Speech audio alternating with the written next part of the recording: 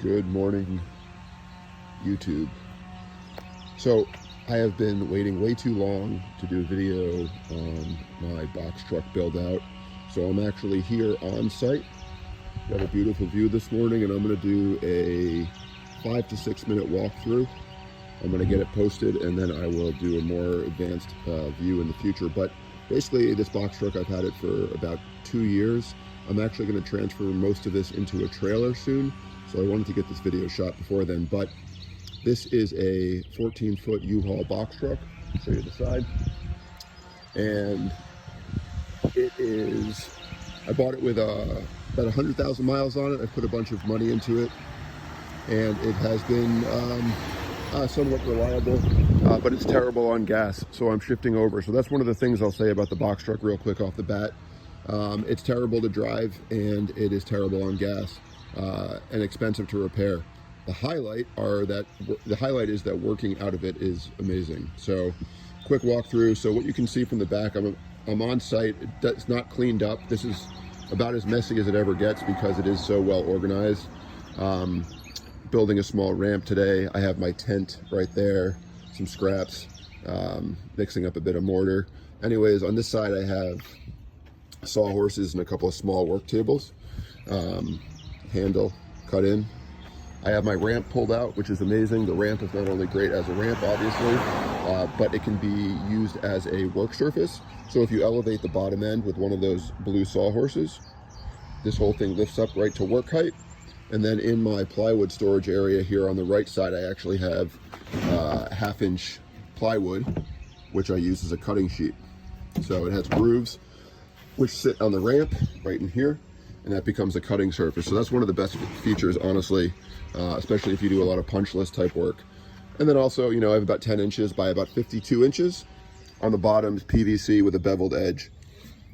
So anyways, this plywood storage rack has been great. Some guy said not to do it. I think it's been one of the best components of this setup, and I'm gonna carry that over into the new trailer. Other components, I've been changing this thing all the time. I stole certain things from Ron Paul, as we all have, so I'm going to go to wide view now. So on the left side, I have my most used stuff. So it's, you know, my bit storage,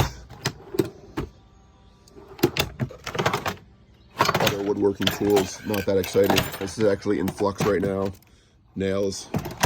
And then I have sort of a mini kit for fasteners. For whatever reason, fasteners are a huge part of my business, so I have fasteners everywhere. I'll show you more. So as far as fasteners go, you're going to see more of that. So this is all built in components, basically. So this is a single box. Then these boxes are single boxes. And I've edited and adjusted them as I built them. So you can see I have these weird gaps, but I've made use of them. Cordless vacuum up here. Works great. And then I have a miter saw station built in.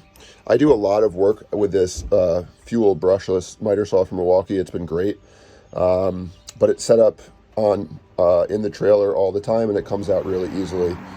So I have 4 feet here, but I can cut, you know, way out the side. And then I have a work table here. So the work table is actually great. It's custom built, obviously, like everything in here.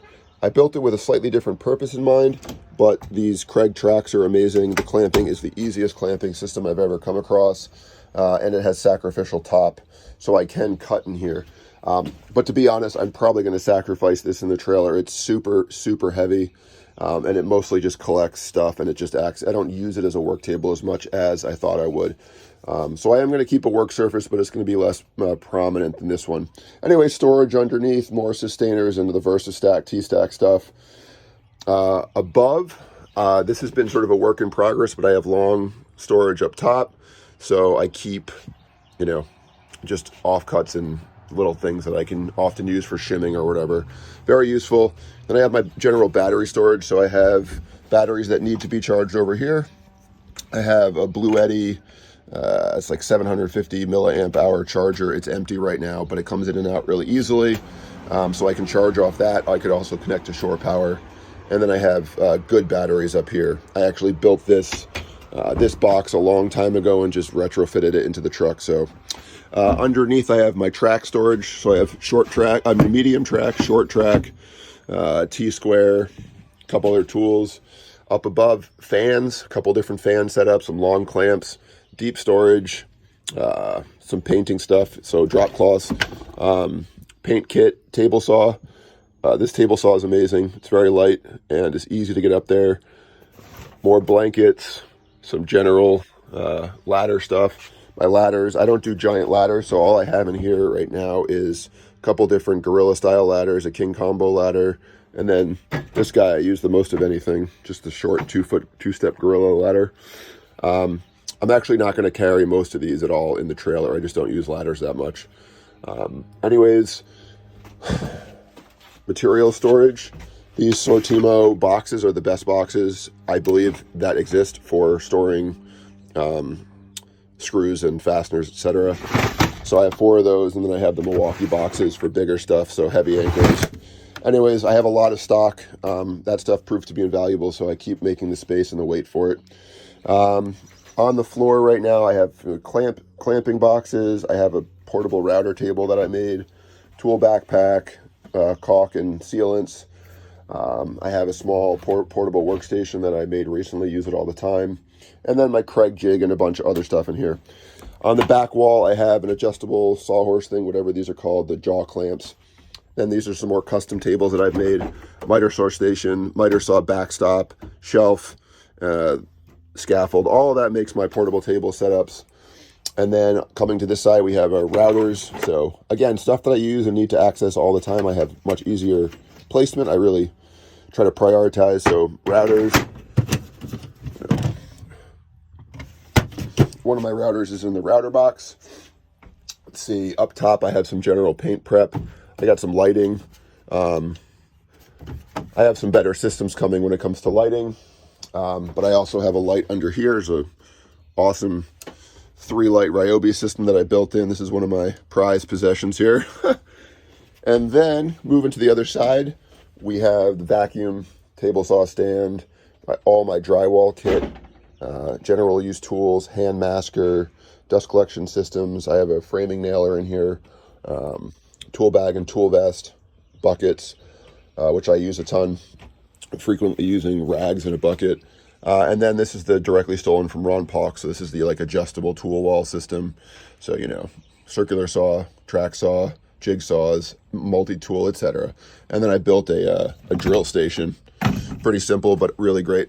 Yep. And my nailers. And then up above, I have levels, and I have some more custom-made tables that I use for a custom cutting station, and then also my miter saw outfeed, which is this thing right here. Let's see. So, not much longer than 6 minutes, so I'm pretty proud of that either way. Hope that was helpful, and yeah, I'll, if anyone's interested, post in the comments, and I will get a longer video going. Thanks, guys.